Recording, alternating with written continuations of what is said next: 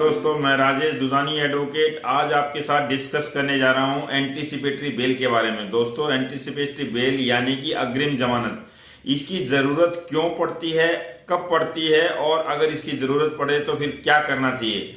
दोस्तों, अग्रिम जमानत का मतलब यह है कि मान लीजिए आपको कोई अप्रीहेंशन यानी कि कोई आपको ऐसा अंदेशा है कि आपके खिलाफ कोई भी एफआईआर दर्ज हो चुकी है, यानी कि एफआईआर का दर्ज होना भी इसमें अपने आप में एक जरूरी जो है इसका इंग्रेडिएंट है। अगर एफआईआर दर्ज नहीं हुई है तो अगर आप अग्रिम जमानत के लिए जाते हैं तो कोर्ट आपको ये कह सकती है कि अभी तो आपके खिलाफ एफआईआर भी दर्ज नहीं हुई है, इसलिए आपका आना वाजिब नहीं है। तो दोस्तों, ज्यादातर कंडीशंस में ये देखा जाता है कि आपके खिलाफ एफआईआर दर्ज हो चुकी होती है और एफआईआर दर्ज होने के बाद आपको ऐसा अंदेशा रहता है कि कोई भी आईओ जो उस एफआईआर का इन्वेस्टिगेशन कर रहा है वो आपको अरेस्ट कर सकता है। इस कंडीशन में दोस्तों आपके पास में एक उपचार के तौर पर सेक्शन 438 सीआरपीसी का है, जो कि आपको ये प्रावधान देता है कि आप जो है इस सेक्शन के तहत में सेशंस कोर्ट में यानी कि किसी भी अदालत के सेशंस कोर्ट में आप जो है 438 के तहत एंटीसिपेटरी बेल लगा सकते हैं। एंटीसिपेटरी बेल जो दोस्तों एमएम की कोर्ट में या फर्स्ट क्लास जुडिशियल मजिस्ट्रेट की कोर्ट में नहीं लग सकती।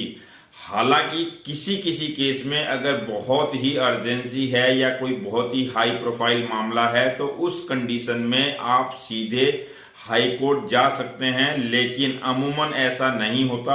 अमूमन आपको जो है ट्रायल कोर्ट यानी सेशंस कोर्ट में अपनी अग्रिम जमानत लगानी होती है और अग्रिम जमानत लगाने के बाद आप जो है अपनी बातें रख सकते हैं।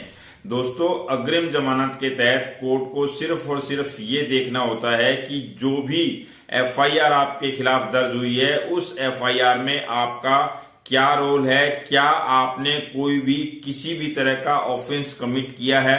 अगर मान लीजिए आपने किसी भी तरह का उस एफआईआर में कोई ऑफेंस कमिट नहीं किया है, सिर्फ और सिर्फ आपका नाम दुर्भावना के तहत में लिखवाया गया है, तो दोस्तों आपको जो है सेशंस कोर्ट से अग्रिम जमानत मिल सकती है। इसलिए आपको अग्रिम जमानत लेने के लिए सेशंस कोर्ट में जाना पड़ेगा। और दूसरी बात यह है कि आपको अग्रिम जमानत लेने के लिए एफआईआर का दर्ज होना भी अत्यंत आवश्यक है। अगर अत्यंत आवश्यक एफआईआर का दर्ज होना है, उसी तरह से आप जो है 438 के तहत में सेशंस कोर्ट में जाना भी उतना ही आवश्यक है। तो दोस्तों, ये एक अग्रिम जमानत के ऊपर में मेरा छोटा सा लीगल वीडियो आपको अगर अच्छा लगा हो तो इसे लाइक, शेयर और सब्सक्राइब जरूर करें और साथ में प्रेस कर दें जो है बटन सब्सक्राइब वाला।